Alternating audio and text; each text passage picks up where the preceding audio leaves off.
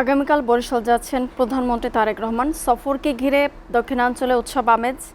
প্রধানমন্ত্রীর সফরের আরও খবর জানতে আমরা সরাসরি যুক্ত হচ্ছি সহকর্মী মুজিব ফয়সালের কাছে। মুজিব, প্রধানমন্ত্রী তারেক রহমানের এই সফরকে ঘিরে দক্ষিণাঞ্চলের মানুষের প্রত্যাশা কেমন দেখছেন আপনি? আর আমাদেরকে জানাবেন যে আগামীকাল প্রধানমন্ত্রীর বরিশালে কি কি কর্মসূচি রয়েছে।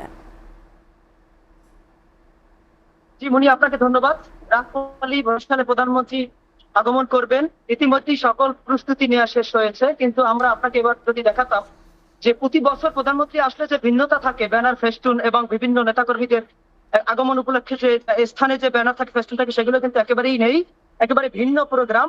প্রধানমন্ত্রী আগামীকালকে বরিশালে আসবেন, গৌরনদীতে প্রথমে এসে সেখানে নবনির্মিত খালের পাশে বৃক্ষরোপণ করবেন।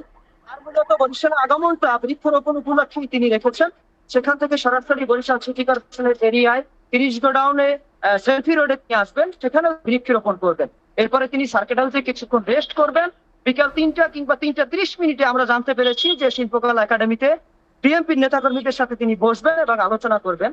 তিনি, আপনাকে আরেকটু জানিয়ে রাখি, তিনি নির্বাচিত হওয়ার পরে কিন্তু এই প্রথম বরিশালে তার রাষ্ট্রীয় সফর কিংবা রাজনৈতিক সফর। সেখান থেকে বরিশালের মানুষ উন্নয়নের বিভিন্ন প্রত্যাশা নিয়ে তাকিয়ে আছেন। পাশাপাশি নেতাকর্মীরাও কিন্তু তাকিয়ে আছেন যে আমাদের বরিশালে প্রহেলিত অঞ্চল, সেখান থেকে আমরা কিন্তু পদ্মা সেতু হওয়ার পরে আমরা এখানে মহাসড়কের যে 4 লেন কিংবা 6 লেন এবং ভোলা থেকে আমরা কিন্তু আরেকটা পেরেছি, তিনি সম্ভবত যে ভোলা বরিশাল সেতুর উদ্বোধন করবেন এবং তার মধ্য দিয়ে বরিশালে একটা গ্যাসের নতুন সম্ভাবনা হবে। এবং তিনি কিন্তু রেল সড়কের কথা ঘোষণা দিতে পারেন। আমরা নেতাকর্মীদের কাছ থেকে শুনবো যে তিনি আমাদের প্রধানমন্ত্রী বরিশাল আসবেন, তার থেকে আপনারা কেমন উন্নয়ন আশা করেন এবং আপনাদের চাওয়াটা কি? আপনারা জানেন, বাংলাদেশের প্রধানমন্ত্রী দেশটির জনক তারেক রহমানের প্রথম এই সরকারি সফর প্রধানমন্ত্রী হিসেবে।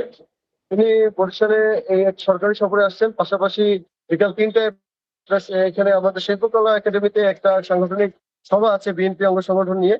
আমাদের এখানে চাওয়া পাওয়া হচ্ছে বৃহত্তর বরিশাল বিভাগটা একটা অবহেলিত বিভাগ। আপনারা জানেন এটা নদীমাতৃক দেশ। এখানে আপনার জলোচ্ছ্বাস, বন্যা, বিভিন্ন ধরনের প্লাবনের মধ্যে দিয়ে আমাদের এই আমরা বরিশালে মানুষ বসবাস করি। সেক্ষেত্রে আমাদের এখানে ইন্ডাস্ট্রি নাই, এখানে অর্থনৈতিক অঞ্চল নাই। আমাদের যে এখানে আপনার একটা পায়রা বন্দর আছে, সেই বন্দরকে ডেভেলপমেন্ট করলে, বন্দরকে ফুল ফ্লেজে ওপেন করলে আমাদের বরিশালে 6 হবে। আপনার গ্যাস পাবো আমরা, তারপরে আপনার এই অর্থনৈতিক অঞ্চল পাবো, এখানে শিল্প কলকারখানা গড়ে উঠবে অর্থনৈতিক অঞ্চলের মাধ্যমে। সেখানে হয়েছে কি, অনেক ইন্ডাস্ট্রি হলে, অনেক উৎপাদনে যদি মিল কারখানা হয়, তাহলে আমাদের 50 থেকে 80 লাখ লোকের এখানে কর্মসংস্থান হওয়ার সুযোগ থাকবে।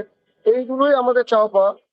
আসলে চাচ্ছি আমরা পুরো বরিশালে, সারা বাংলাদেশের মতো যে যেরকম ডেভেলপমেন্টটা হয়, সেখানে আমরা চাই বরিশালকে একটা চট্টগ্রামের মতো একটা বন্দর নগরী হিসেবে আমরা বরিশালকে দেখতে চাই। জি, আপনাকে ধন্যবাদ। মুনিয়া, আমরা আপনাকে আরেকটু জানিয়ে রাখি যে আগামীকালকে রাতপহলে যেহেতু প্রধানমন্ত্রী আসবেন, ইতিমধ্যে কিন্তু সমস্ত প্রশাসনিক চাদরে বরিশাল ডেকে গেছেন। যদিও প্রতি বছর যে নববধূর সাজে সাজে সেইখানে পোস্টার ব্যানার না থাকলেও কিন্তু প্রশাসনিক ভাবে সমস্ত প্রস্তুতি তাদের নেওয়া হয়ে গেছে। নেতাকর্মীদের সমস্ত আলোচনা, মিটিং, সমস্ত প্রোগ্রাম করা শেষ এবং ইতিমধ্যে এসএসএফ কিন্তু, আমরা যেখানে দাঁড়িয়ে আছি সেখানে তার শেষ আলোচনা বসবেন তিনি নেতাকর্মীদের সাথে। এখানে কিন্তু এসএসএফ ইতিমধ্যে একাধিকবার ভিজিটেশন এবং সর্বপ্রস্তুতি, বলা চলে একবারে সর্বপ্রস্তুতি বরিশালবাসী নিয়েছেন। রাতপহালি তিনি আসবেন এবং তার মুখ থেকে উন্নয়নের কথা শুনবেন, সেই প্রত্যাশায় বরিশালবাসী রয়েছে। প্রধানমন্ত্রীর বরিশালের সফরের এই ছিল সর্বশেষ সংবাদ। মুনিয়া। মুজিব, আপনাকে ধন্যবাদ।